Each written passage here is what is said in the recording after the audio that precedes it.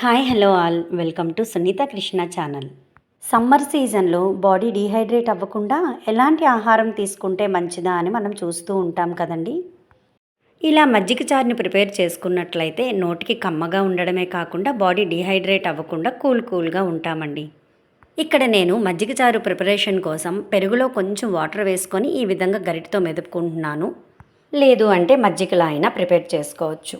మజ్జిగ చారులో పోపు వేయడం కోసం ఉల్లి, పచ్చిమిర్చి ముక్కలు, అలానే 2 స్పూన్ల సగ్గుబియ్యం, ఎండుమిర్చి, కరివేపాకు రెడీగా ఉంచుకోవాలి.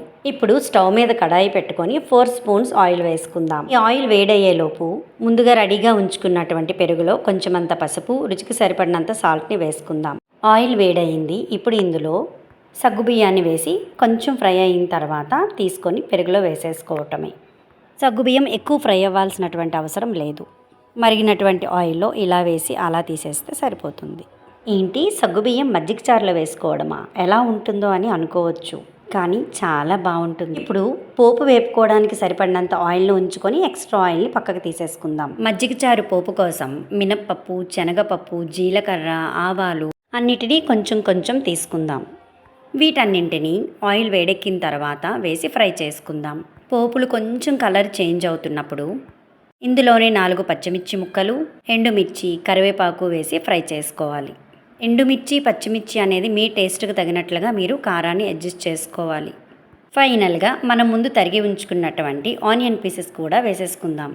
ఆనియన్ పీసెస్ ఎక్కువ సమయం వేగాల్సినటువంటి అవసరం ఏమీ లేదు. వెంటనే స్టవ్ ఆఫ్ చేసేసుకుందాం. ఫ్రై అయినటువంటి ఈ పోపుని వెంటనే మజ్జిగలోకి వేసేసుకుందాం. గరిటతో ఒక్కసారి అంతటినీ చక్కగా కలిపేసుకున్నట్లయితే టేస్టీ మజ్జిగ చారు రెడీ అయిపోయిందండి. ఈ ప్రాసెస్లో చేసేటటువంటి మజ్జిగ చారు చాలా అంటే చాలా బాగుంటుంది.